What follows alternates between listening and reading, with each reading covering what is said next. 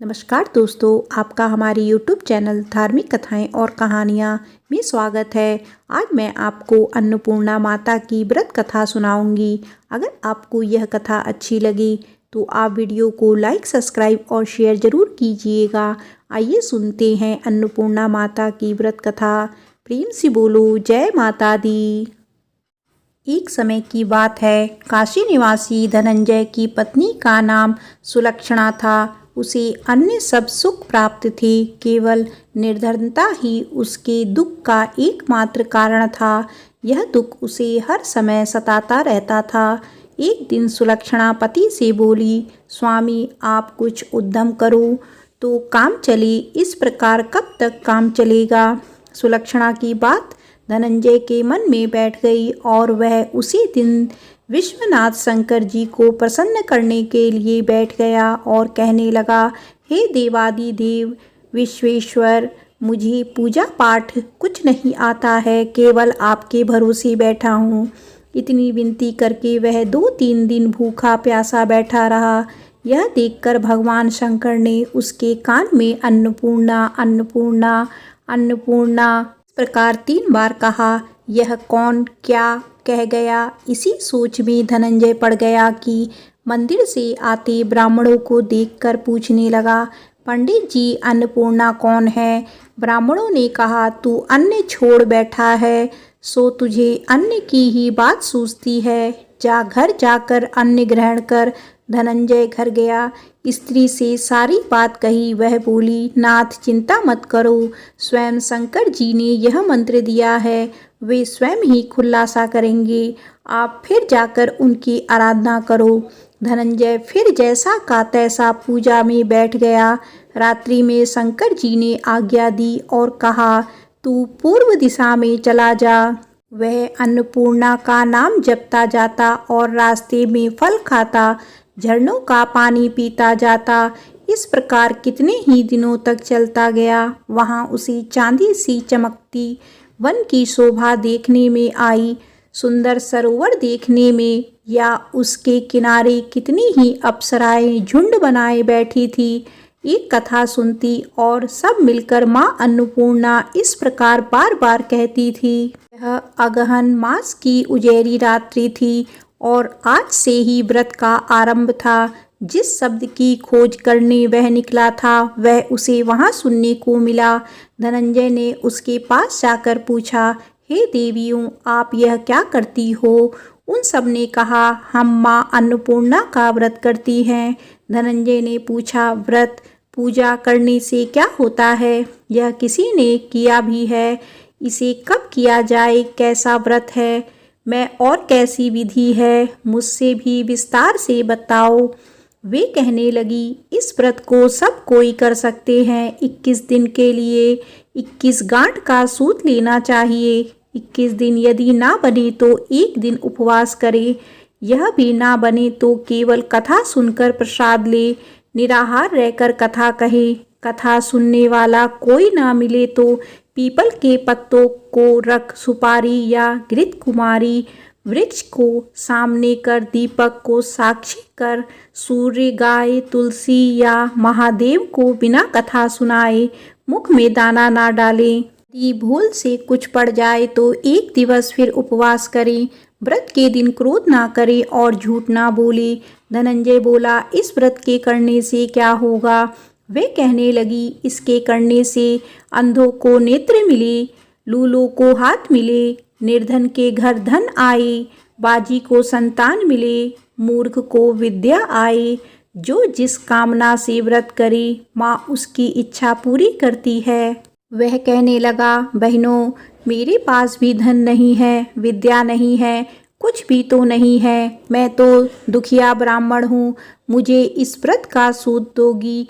हाँ भाई, तेरा कल्याण हो, हम तुझे अवश्य देंगी, ले इस व्रत का मंगल सूत्र ले।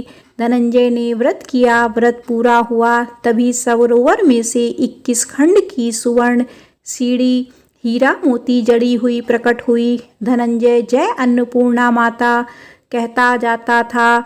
इस प्रकार कितनी ही सीढ़ियां उतर गया तो क्या देखता है कि करोड़ों सूर्य से प्रकाशमान अन्नपूर्णा का मंदिर है। उसके सामने सुवर्ण सिंहासन पर माता अन्नपूर्णा विराजमान है। सामने भिक्षु हेतु शंकर भगवान खड़े हैं। देवांगनाएं चंवर डुलाती हैं, कितनी ही हथियार बांधे पहरा देती हैं। धनंजय दौड़कर जगदम्बा के चरणों में गिर गया। देवी उसके मन का कलेश जान गई। धनंजय कहने लगा, माता आप तो अंतर्यामिनी हो, आपको अपनी दशा क्या बताऊं। माता बोली, मेरा व्रत किया है, जा संसार तेरा सत्कार करेगा। माता ने धनंजय की जिह्वा पर बीज मंत्र लिख दिया। अब तो उसके रोम रोम में विद्या प्रकट हो गई। इतने में क्या देखता है कि वह काशी विश्वनाथ के मंदिर में खड़ा है। का वरदान ले धनंजय घर आया। सुलक्षणा से सब बात कही।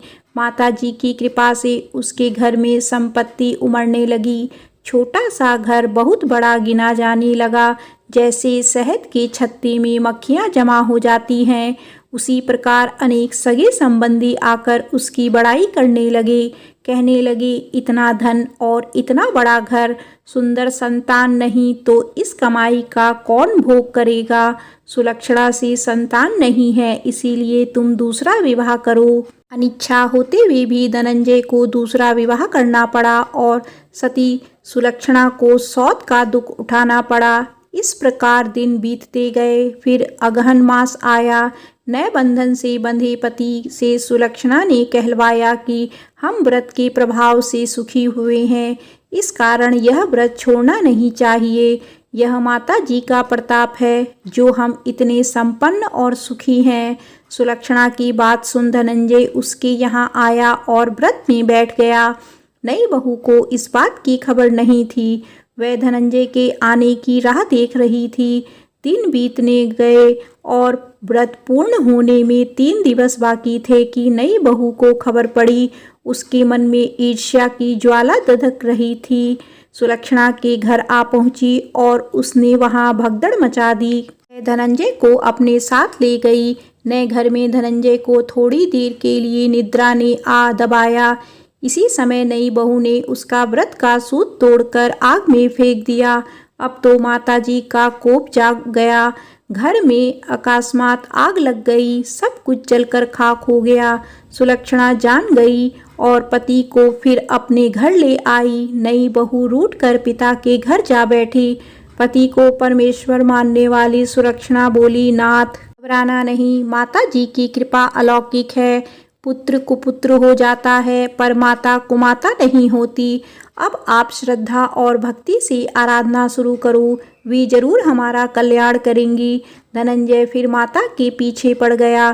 फिर वही सरोवर सीढ़ी प्रकट हुई, उसमें माँ अन्नपूर्णा कहकर वह उतर गया। वहां जा माता जी के चरणों में रुदन करने लगा।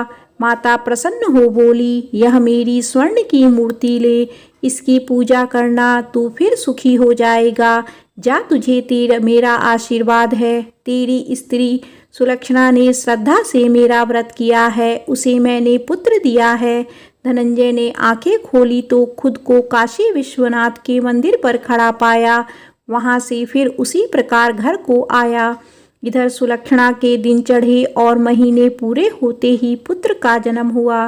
गांव में आश्चर्य की लहर दौड़ गई। प्रकार उसी गांव के निसंतान सेठ के पुत्र होने पर उसकी माता अन्नपूर्णा का मंदिर बनवा दिया। उसमें माता जी की धूमधाम से पधारी, यज्ञ किया और धनंजय को मंदिर के आचार्य का पद दे दिया। जीविका के लिए मंदिर की दक्षिणा और रहने के लिए बड़ा सुंदर सा भवन दिया। धनंजय स्त्री पुत्र सहित वहां रहने लगा। माता जी के चढ़ावे में भरपूर आमदनी होने लगी। उधर नई बहू के पिता के घर डाका पड़ा, सब लुट गया। वे भीख मांगकर पेट भरने लगे।